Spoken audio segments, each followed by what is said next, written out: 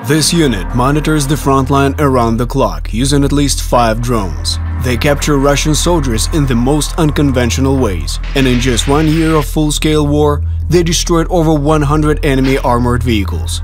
This is the story of a former beach manager and the K-2 battalion, which became one of the most effective units throughout the war. In K-2's videos, you can see shots of mortar launchers in action against the backdrop of burning land. These scenes are not staged. It happened in Marinka. The position was caught in flames. Our soldiers were trying to extinguish it, but meanwhile some armored vehicle approached our front line. I said, let it all burn, but you must keep firing. And they were both burning and firing, firing and burning. That moment was captured in a photo, and I decided to use it in the opening sequence as it represents the reality of our lives. The stories of K-2 seem like something out of a Hollywood movie script, but they are all true life stories.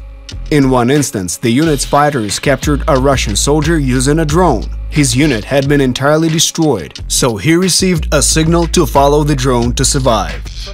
Interestingly, at first he was darting from one Russian trench to another, but his comrades forced him out each time. He later shared with us that he was warned something like this: "Get out of here, or a drone will arrive and throw a grenade." They simply kicked him out. When he realized there was nowhere to hide and we could see him and potentially eliminate him at any time, he decided to surrender.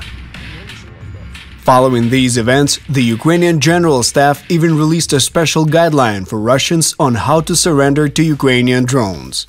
On another occasion, a K-2 drone was used to steal the walkie-talkie of a Russian soldier who had been killed in the gray zone.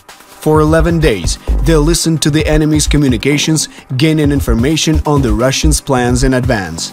Soldiers also used drones to eliminate mine barriers by dropping explosives on them to trigger detonation. Drones are indeed one of K-2's key assets. This combat group is among the few that continuously monitor the front line from the air, 24/7. Thanks to this, K-2 has an unprecedented amount of information about what is happening at the forefront. Nevertheless, they do not rely solely on drones. K-2 commander Kirill proudly displays the trophies the unit captured in just 2 enemy attacks.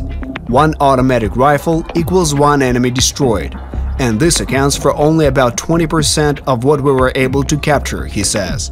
K-2 also deploys American Javelin missiles, making sure the Russians have fewer tanks in service. In total, the unit estimates that during the first year of the full-scale war alone, they destroyed more than 100 armored vehicles, even though the war began for them long before February 2022. K-2 is the 2nd Mechanized Battalion, and in general a highly specialized unit within the 54th Brigade. While its exact size is not disclosed, there is evidence to suggest that it is up to 1,000 soldiers. The core of this combat group was formed by scouts after the onset of the hybrid war with Russia. Since then, these infantrymen have become proficient in handling mortars, armored personnel carriers, tanks, and artillery. The commander of K-2, 35-year-old Kirill holds the highest state award, the Hero of Ukraine.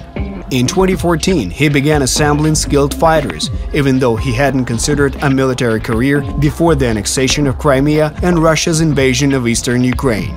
Before that, Kirill worked as a beach manager in Kyiv. It was in honor of Kirill and his patronymic Ігорович that the name K-2 was adopted. In the early days of the full-scale invasion, the unit faced the enemy in one of the most dangerous areas, near Marinka. At that time, 15 tanks and 7 armored personnel carriers approached their positions. When my officer said, "We won't make it," I replied, "You are underestimating yourselves.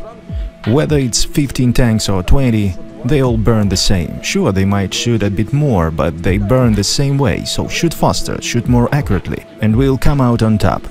The K-2 soldiers managed to resist and destroyed half of the enemy's armored vehicles in just 3 days.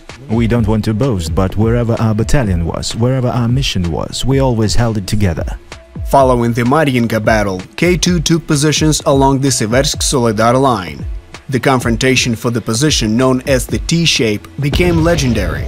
During one intense battle, a Ukrainian tank attacking a dug-in enemy ran out of ammunition. So then, virtually unarmed, it used its tracks to crush the enemy's positions.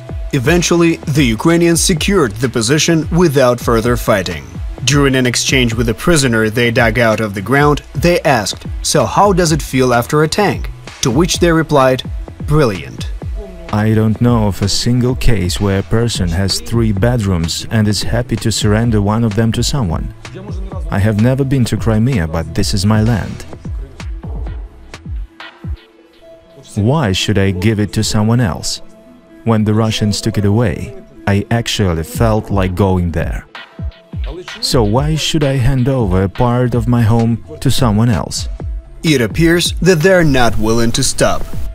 Wake up in the morning and kill Muscovite. Only then will this day be worthwhile.